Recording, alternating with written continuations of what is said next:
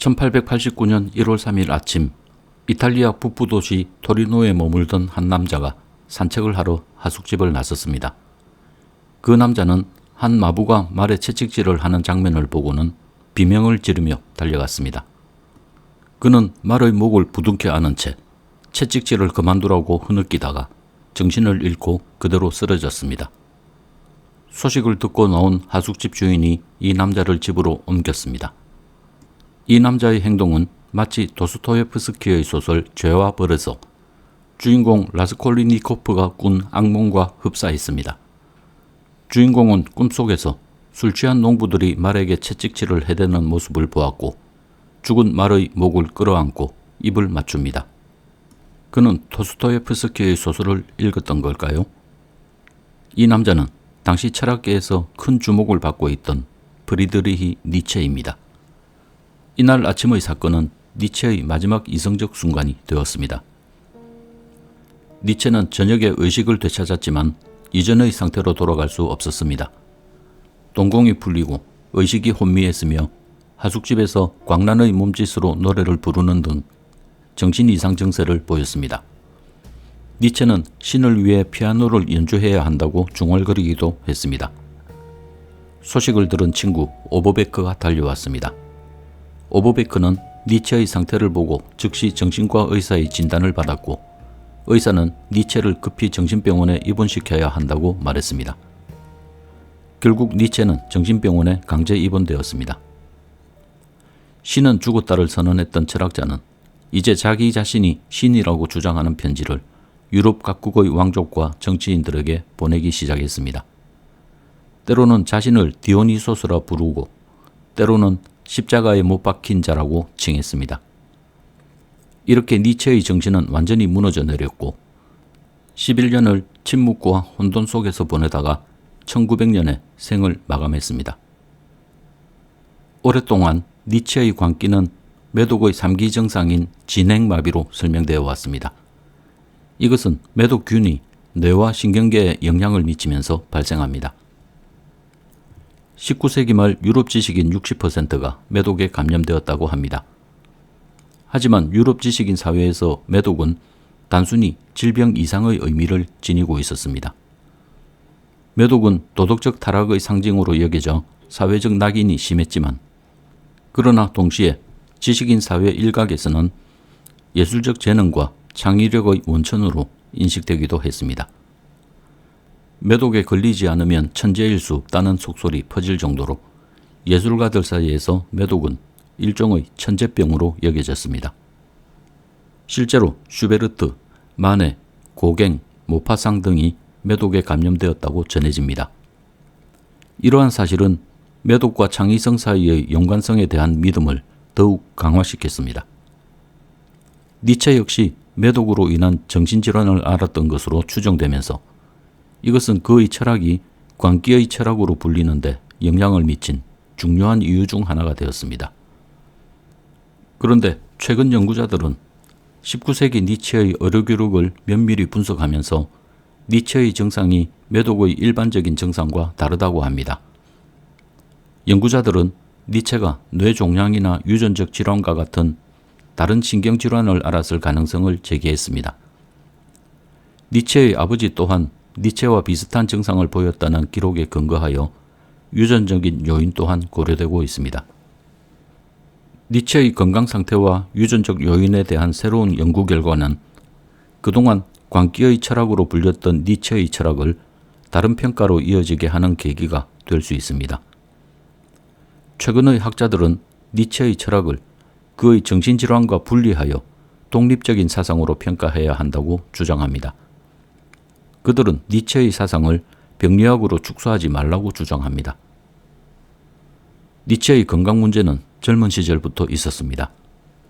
1869년 24살의 나이에 역사상 최연소로 바젤 대학의 교수가 된 니체는 이후 천재로서의 삶을 살지만 극심한 두통과 시력 문제 그리고 소화장애에 시달렸습니다.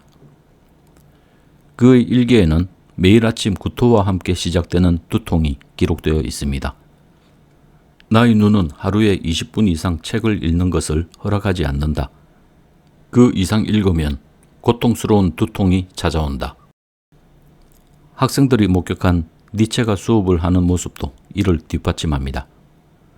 그는 창문을 모두 닫고 암막 커튼을 친 채 촛불 하나로 강의했다. 빛과 소리가 그를 고문했다. 당시 의사들은 니체의 증상을 과도한 독서로 인한 신경쇠약으로 진단했습니다.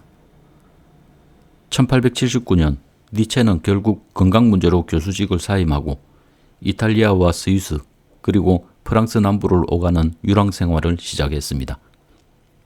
기후가 좋은 것을 찾아 이동하며 눈에 부담이 적은 시간대에 글을 쓰고 특별한 식단도 유지했습니다. 니체의 가장 중요한 저서들은 이 기간에 집필되었습니다. 니체의 책을 한 번도 읽지 않은 사람조차 니체를 신은 죽었다라고 선언한 철학자로 기억할 정도입니다. 니체는 신은 죽었지만 삶은 되돌아온다고 말하며 영혼 회귀를 주장했습니다. 모든 순간은 바로 앞서 지나간 순간을 삼켜버리며 모든 탄생은 헤아릴 수 없는 존재들의 죽음이다. 니체 철학에는 위대한 건강이라는 개념이 늘 바탕에 깔려 있습니다. 자라투스트라는 이렇게 말했다. will to power, 초인 등에서 니체는 신체를 큰 이성, 정신을 작은 이성으로 보았습니다. 신체를 큰 이성으로 표현한 것은 신체가 정신보다 더 근원적이고 복잡한 지혜를 가지고 있다는 의미입니다. 니체의 철학에는 신체적 한계로 인해 정신의 능력이 제한되는 데 대한 안타까움과 함께 이를 극복하고자 하는 강렬한 의지가 드러납니다. 니체는 자신의 육체적 고통을 통해 오히려 더 깊은 철학적 통찰을 얻었습니다. 병약함은 위대함의 조건이다. 나는 내 인생의 법칙을 알고 있다. 내게 주어진 것은 특별한 운명이다. 내 존재의 조건은 독특하다. 나는 천천히 죽어가고 있다. 그러나 나는 나의 삶을 낭비하지 않았다. 나는 많은 것을 희생했지만 나 자신과의 투쟁에서 승리했다. 그의 철학은 갈수록 절박함과 강렬함이 커졌고 강렬한 문체와 문학적 가치가 있는 시적인 표현으로 가득 찼습니다. 그는 자신에게 얼마나 시간이 남아있는지 알지 못했지만 제한된 시간 안에서 최대한의 의미를 찾으려고 했을까요?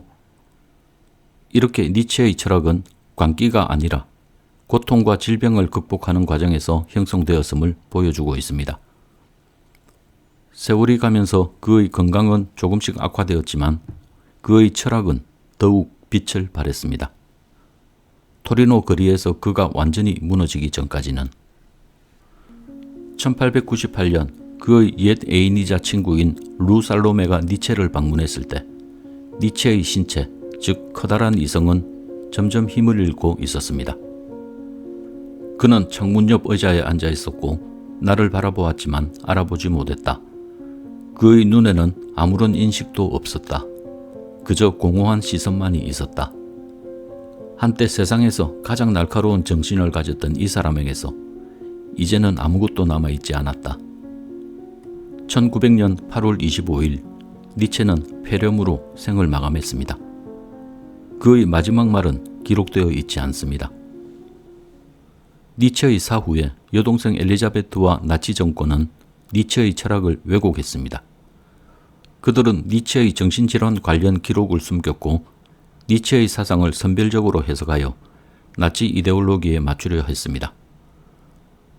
이러한 왜곡은 니체의 철학이 광기의 사상으로 오해받는데 일조했습니다. 하지만 니체 철학은 나치즘과는 거리가 멉니다.